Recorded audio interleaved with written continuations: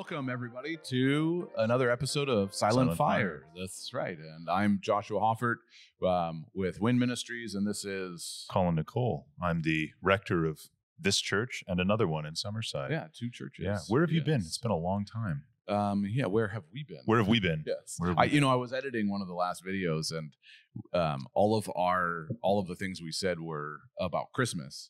Right. Yes. So it's interesting too, because this is the video is where and the video should be up by the time anybody watches this. You mentioned Candlemas going through the end of February. Yeah. February 2nd. February 2nd. So that video will squarely still be in the Christmas. We're still in it. We're still in Christmas season. Kind of. I think I've still seen some Boxing Day sales. So Wow. It was Josh's birthday yesterday, by the way. Yes, it was my birthday. That's where I was my birthday. We went out to a nice dinner and as I've learned from some people, you just call it your birth month. Oh, okay. And make sure people celebrate you every single day. That's month. So selfish. Yeah, it is. Eventually, I think I'll make a birth quarter. So I don't know. Mortification of the flesh, man. That's true. Yeah, you can only do one celebrating day. That's right, a year. You got to mortify the rest of the time. Absolutely. Yeah. So anyway, we're getting off track. Yeah, we are. Welcome to this episode, and if you take a second to share, like, subscribe, all that kind of stuff. We try and publish episodes. We've been on a little bit of hiatus through the holidays and then through winter a little bit, and so we're hoping to get back up and running here. So we've been on a bit of a hiatus, and we've almost hit 200 subscribers on the YouTube channel. So that's wonderful. And if you like what you see, subscribe and share the video, maybe on Facebook and the podcast, because we're getting listens there too. Yeah, that's we've right. been keeping track. It's hard for people to engage with that the same way because there's no comment section. I don't think Twitter will remove your account if you share the podcast. Oh, really? Yeah, I don't think. I think our podcast is safe enough, milk toast enough. Yeah, right. Unlike my Facebook account. Your Facebook account that got taken down by Facebook. Yeah, that's right. Because apparently you were an insurrectionist. Yes. Yeah, that's right. Okay, so that brings us speaking of insurrection and all this kind of stuff. What we wanted to talk about today is the wrath of God, and where we see that playing out.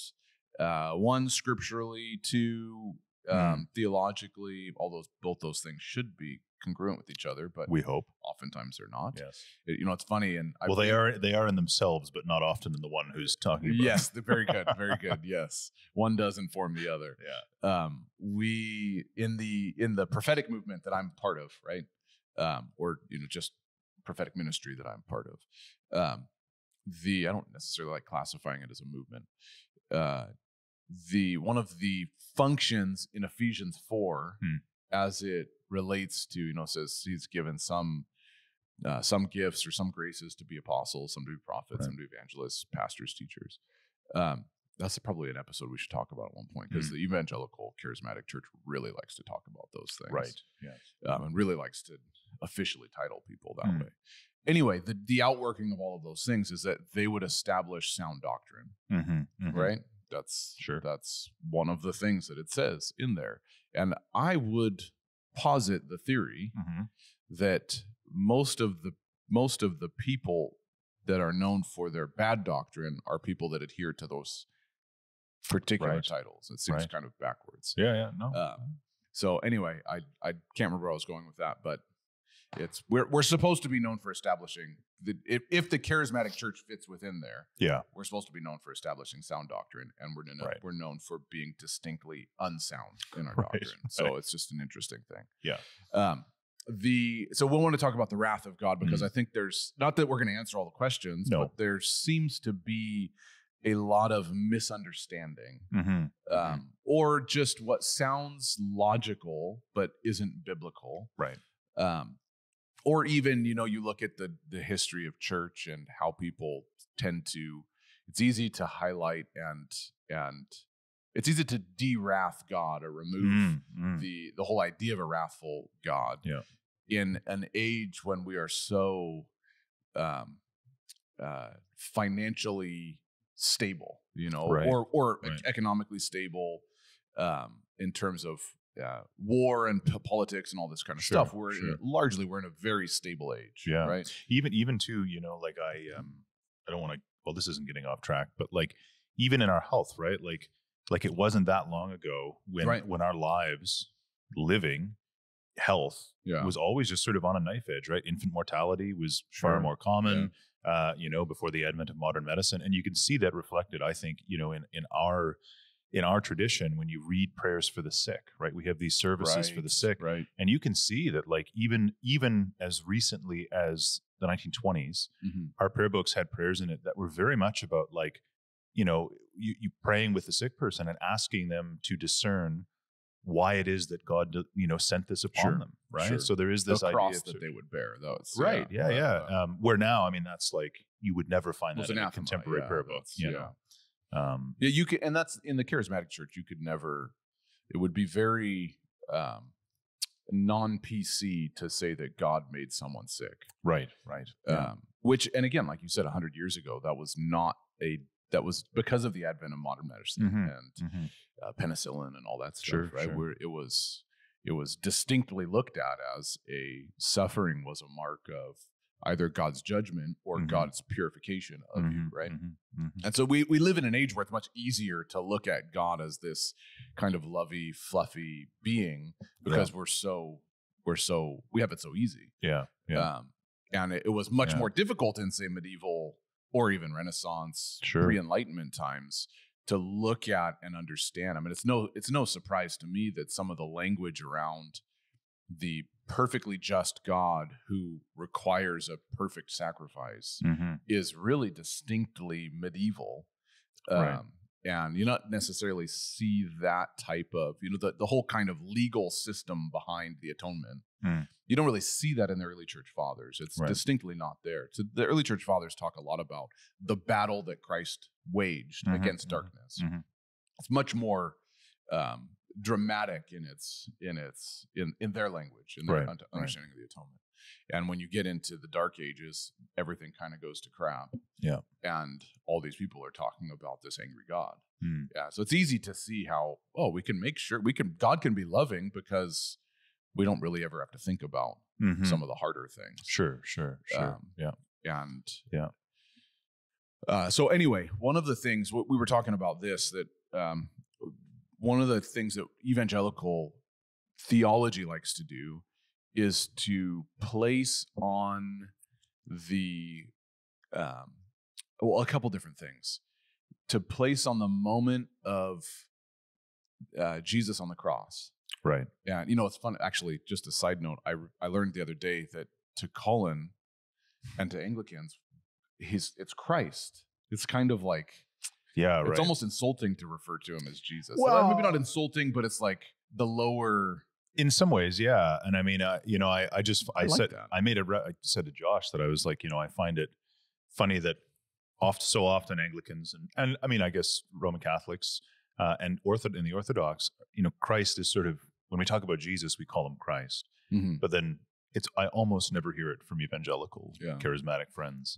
And it's interesting, I don't know either if that's like, are we referring to, is Christ primarily what we refer to him? Like my tendency would be to refer to Christ as Christ when I'm not referring to his ministry and life, but post-resurrection. Sure.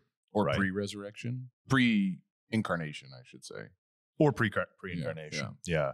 But it's funny. I probably have to have a whole episode on this one too, because now that you're saying that, I'm thinking when I refer to Jesus, I'm almost always, as an evangelical, classically evangelical, I'm almost invariably thinking about him as a man. Right. Like that's the image that kind of is conjured up when I'm not necessarily thinking about the Christ risen in glory. I'm thinking about the one who suffered on the cross.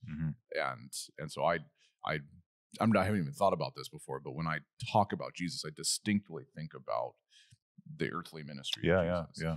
And for those watching, I'm not saying that that's a bad thing. No, I should think about it differently. Of course, it's just interesting how in our different frame of reference for what we've learned in the culture and the environment is we think distinctly different things when we were. And then you're not right, and I'm not right. We're both right. Yeah. Well, we're probably both wrong. I think that's a position of humility. That's good. I think that's undoubtedly we'll all realize how wrong we were in the end. That's right. Yes. I just hope to realize more and more how wrong I was before then. We can hope. Yeah, we can hope. Yes. So one of the things that I think is distinctly evangelical is and you can comment on this, is the moment of, it would be looked at as the moment of separation between the Father and the Son. And it would even be called that, the moment of separation. And for people that know what I'm talking about, they would just go, oh yeah, it was on the cross. Yeah. When the wrath of God was poured out on the Son, and Jesus said, my God, why have you forsaken me? Yeah. So that was the moment. Flex here. You mean Eloi, Eloi, lama sabachthani? Yes, that one. Yeah. Let me see if I can pull out a quote from somewhere. Yeah. Right. Yeah.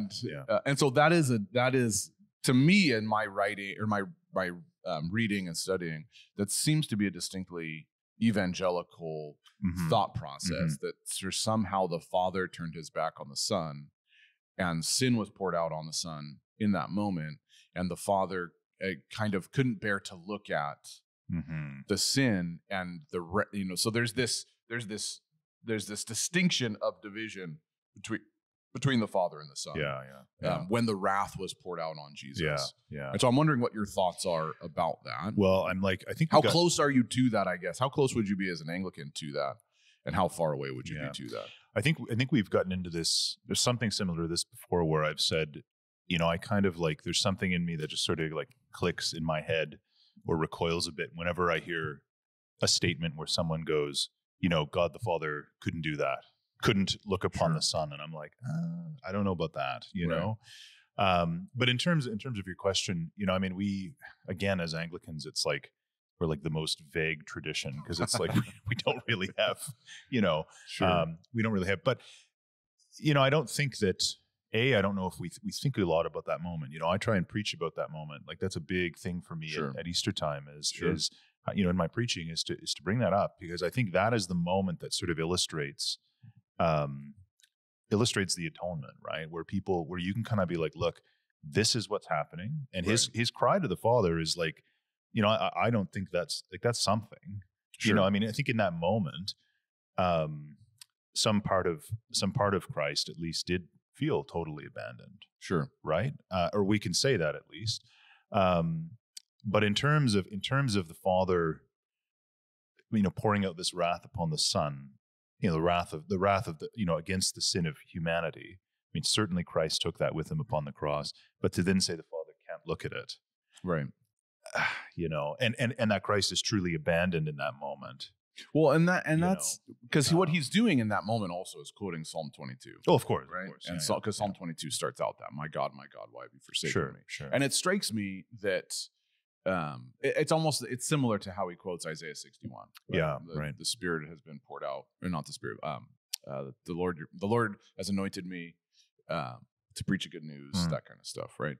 And it's you look at all of Isaiah 61. It's not, when Christ reads the first 2 or 3 verses, he's not saying that it's only these things that apply to me, because all of Isaiah 61 applies to him. It's a prophecy about him. And so it's similar in that sense, that if he's saying Psalm 22, quoting verse 1, the context of Psalm 22 verse 1 would be really important, because all of Psalm 22, there's a number of prophetic fulfillments found at the cross. Yes. There, they cast lots for my clothing. All that stuff is in Psalm 20. They gave me bitter gall to drink. Yeah. All that stuff is in Psalm 22.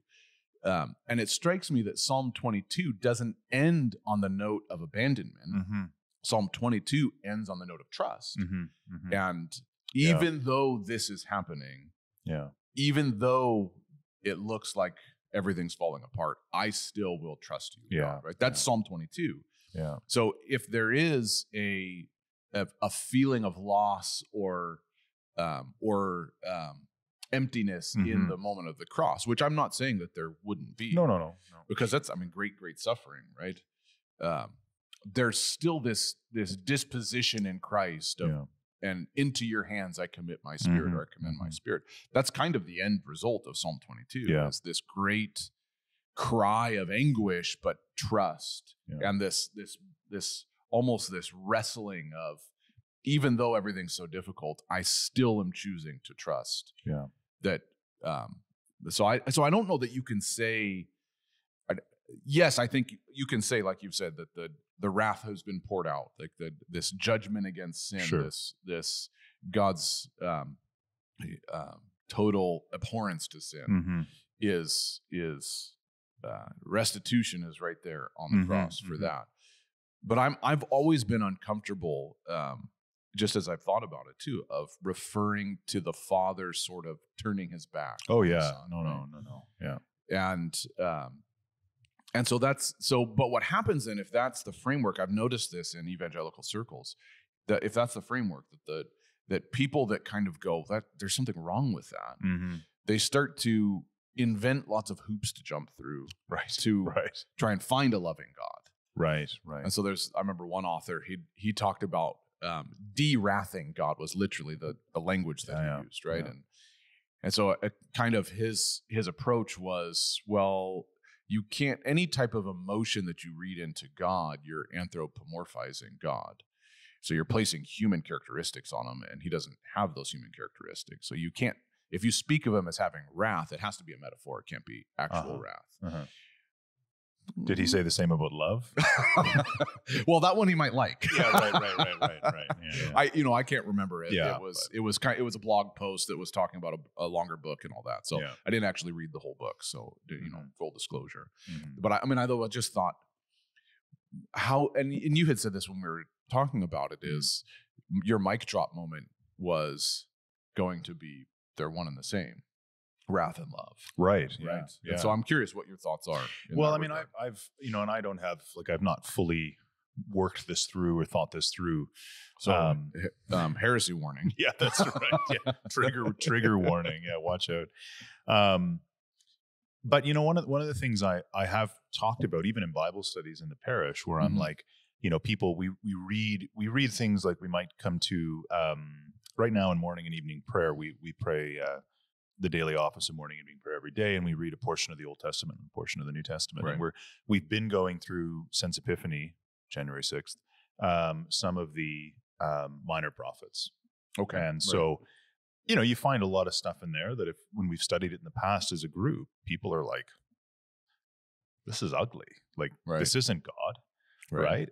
And you kind of have to go, well, it is. And so let's talk about how it is. Yeah. Right. Yeah. But more to the point is when people sort of say, well, I don't think God is judgmental. Usually the image that's conjured up is the sort of worldly judge, right? Or the wrathful, sometimes the wrathful, abusive father.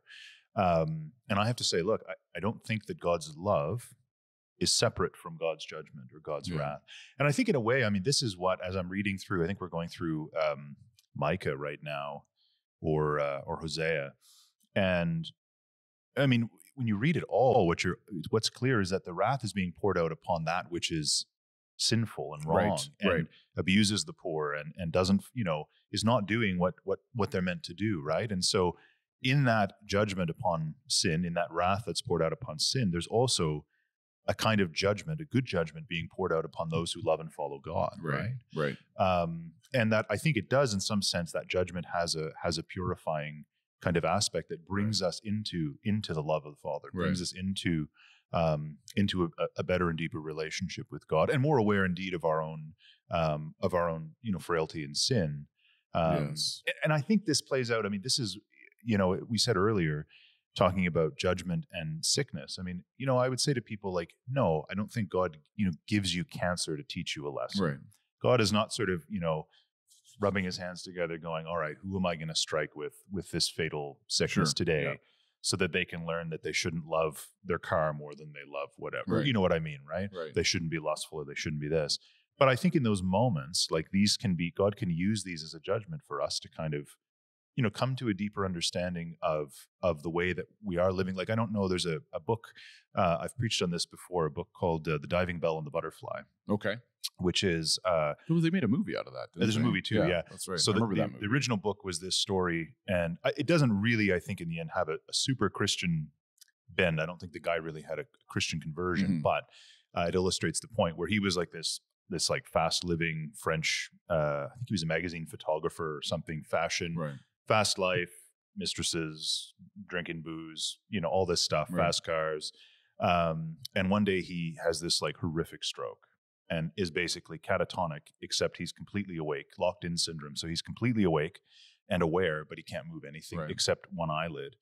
And it's actually, the book is sort of his reflection of the way in which, even though this was like an awful thing, it actually taught him to come back to his family, whom he'd been ignoring, brought him into this close relationship with his children who would spend time with him. And he wrote this book by kind of blinking through, an alphabet chart.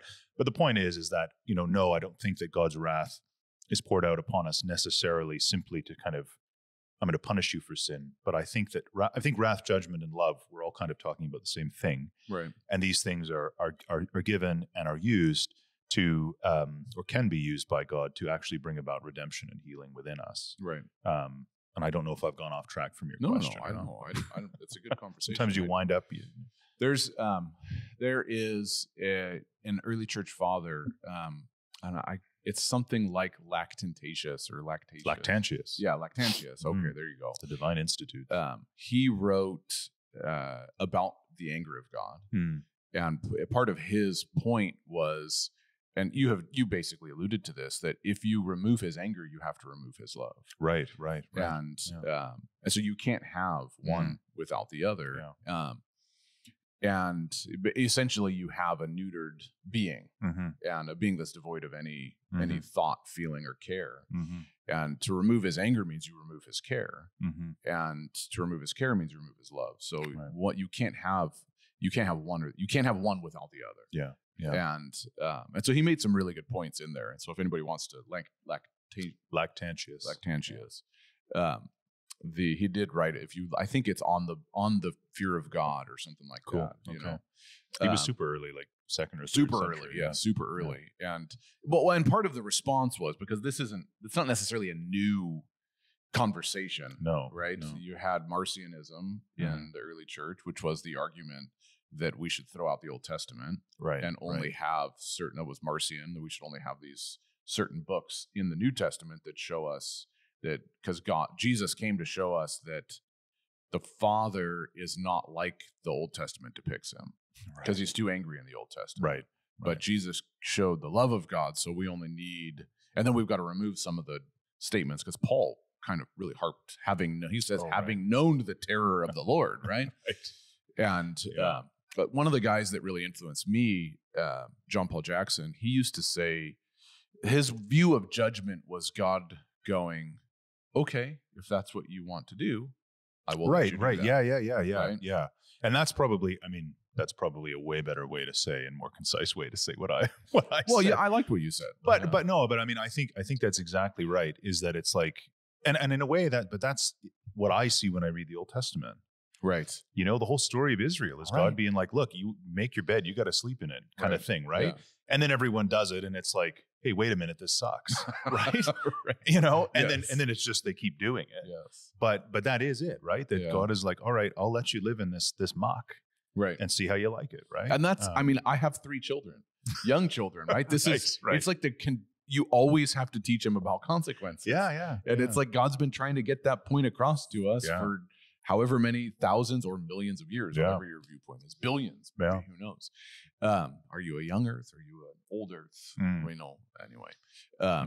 But regardless, God's been trying to teach us about consequences, and we just continue to fail at it time and time again. Yeah. Yes, we just prove the fall would have happened regardless of who it was. That's right. Yeah. You can't go, well, if I would have been there, I never would have done that. Right. No, I'm pretty sure you would have, because you've fallen in all kinds of different ways. Yeah. And you know what? I think the other thing that you have to recognize, and people tend to forget, is that we live in a world that has been subjugated to sin. Right. And so we don't live in a world where everything is perfect. No. And we live in a world where your cells can regress, and cancer can come, because we live in a world that's been totally subject to decay. I think that, it's like the conversation over were people born that way? Right. I'm like, well, it's a moot point. Yeah. Because it doesn't make a difference what way you were born. You were still born into a sinful world. Yeah.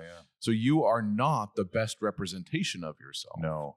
And that's a hard, like, this is I find whenever we talk about sin, just like speaking pastorally, because that's where I'm often coming from with this stuff, that is like, people, when you bring up sin, people are like, oh yeah, but I don't really sin. Yeah. And I'm like, at least not that I let you know about. That's right. Not that I let you know about. Well, you guys don't really do confessionals. So we do.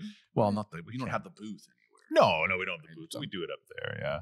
But no, but like, people really, and what I'm often sort of going on about in studies or in sermons is like, sin is not just like the things that we do that are sort of cause us to have this sort of broken relationship with God. It is the whole state of the world that we're living in. Right. Like, the reason you stubbed your toe on the thing, or the reason that you were in the hospital last week, is ultimately not necessarily because of your particular sins that God, but it's because of the fallen world we live in. Because sin has entered into it and saturated everything, to some. Yeah, the distinguishing characteristic of the redemption of all things in creation in Revelation 21 and 22 is that there'll be no more pain. Right. There'll be no more tears. There'll be no more heartache. Yeah. So these are all distinctives of a fallen world.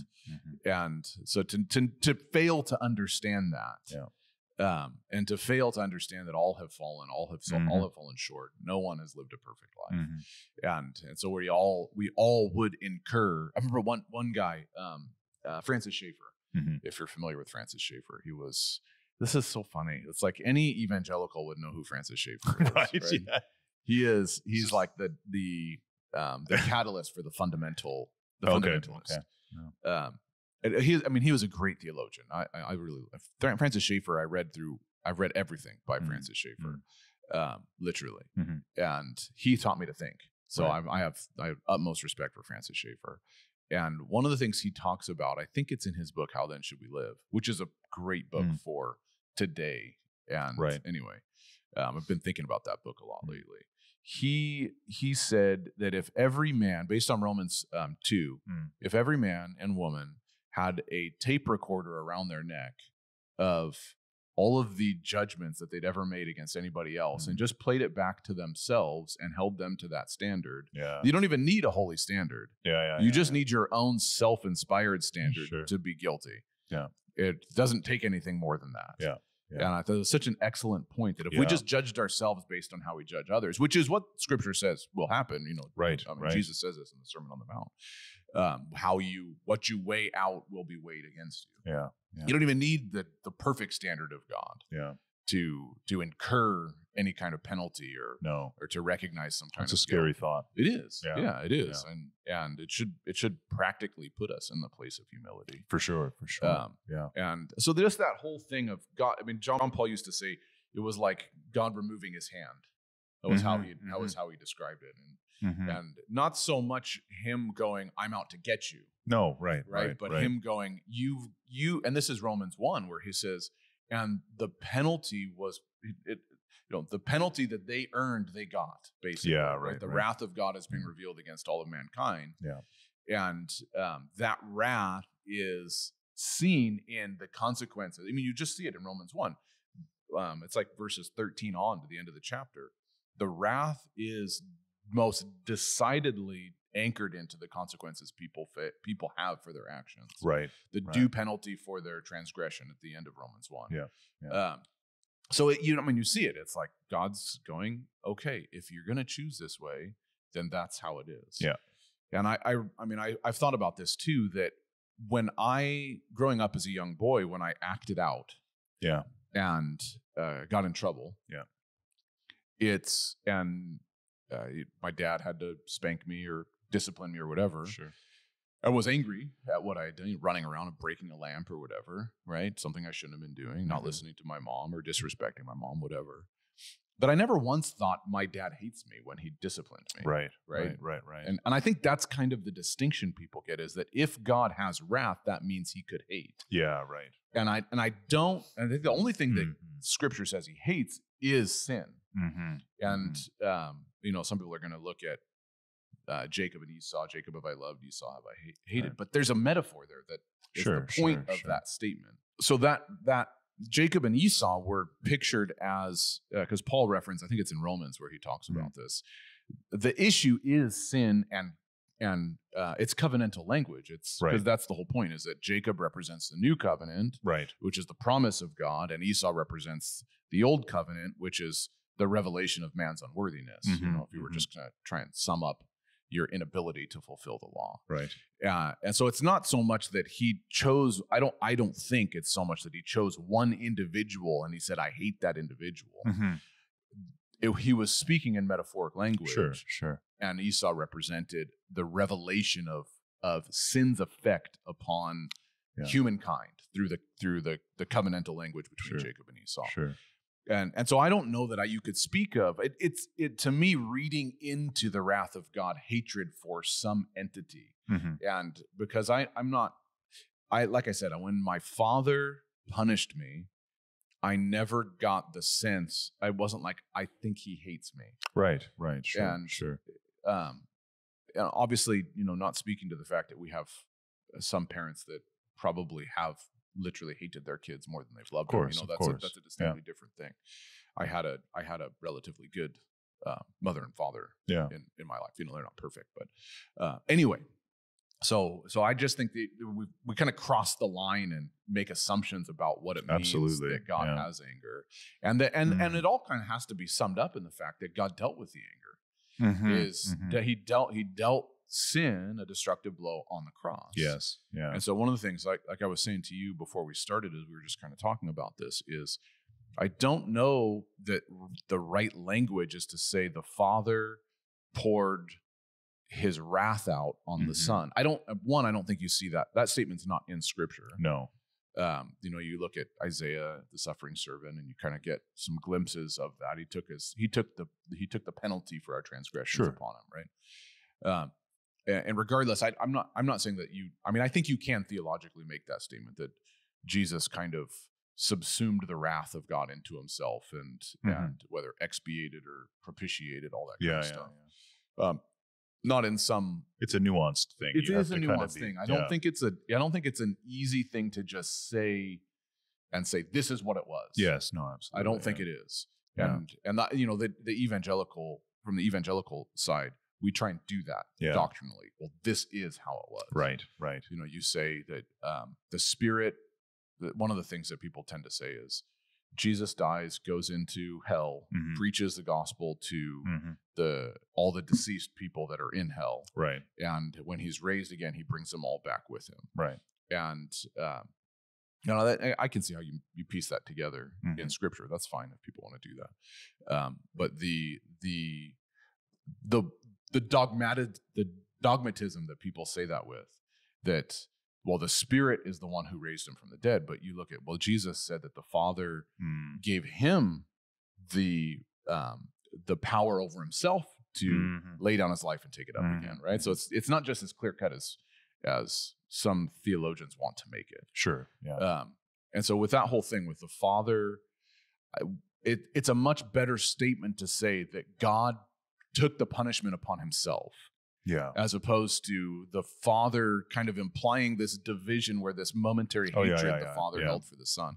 God punished himself, took the punishment upon himself in order to restore humanity to the rightful place of communion with the Father, right? And then gives us things like, you would say, the Eucharist to bring us into that communion. And so I think that's a much more orthodox way of looking at it, little o orthodox way. And much more consistent with the biblical framework. Is it God? And that's why the Trinity is so important. And understanding that Jesus is fully God. He's not this distinct and separate from God. He is, God from God, light from light. And the Father is fully God. So it's not God somehow one member of the Trinity punished another member of the Trinity. Exactly.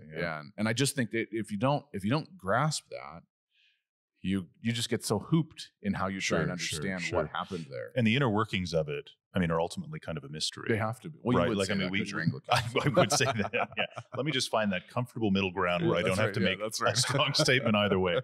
But I mean, ultimately, can we say this is exactly how the Father did this or that, or no, of course not. But right. but absolutely, as the Trinity is indivisible, as it is, I mean, they are three in one. I mean, yes, absolutely, that wrath is somehow being imputed or taken upon right. the Trinity itself. Right. Right. The exact workings of it, I don't know. Right. But yeah, I mean, I like you, I kind of bristle when I think about the Father casting it upon the Son or something, right. as if they're different or separate. But yeah, and that's that would be where I would land with that too. See, we didn't fight. No, and we weren't. I didn't think we were going to fight. I know. And it's one of these days. One of these days we'll come to fisticuffs. Yeah. Can you really fight if you call it fisticuffs? I hope so. Such an That's all I call it. Yeah. You have to do it like that. Yes, that's right. Yeah. So, well, we hope you enjoyed. Talking about the wrath of God, and I think it's the double-edged sword. Wrath and love are not necessarily. You can't necessarily separate them. No. And there's probably a lot more nuance that we could get into in that discussion. Sure. People have been writing and arguing about that over for sure millennia now at this point. And so read Lactantius. Lactantius. You can read some of his stuff. I really thought he articulated it very well, that you can't have one without the other, because you end up just destroying the inner being of God by doing that. If God can even be said to have an inner being. Anyway. Yeah. Cool. Yes. So thanks for joining, and we hope you are blessed. And until next time, we'll see you.